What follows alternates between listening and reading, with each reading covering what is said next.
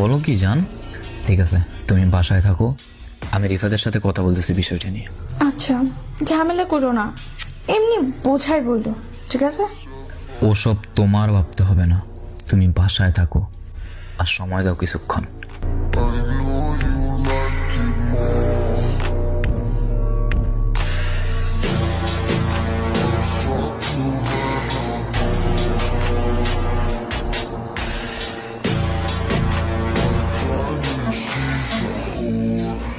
ভাই, আপনারা আমি সম্মানের চোখে দেখি।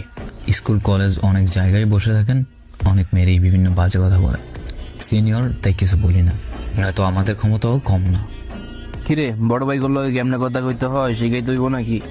কথার ধরন এমন কা? আপনি এতদিন যা করছেন সেগুলো নিয়ে কিছুই বলে নেই, কিন্তু আজকে আপনি আমার গার্লফ্রেন্ডের দিকে তাকিয়ে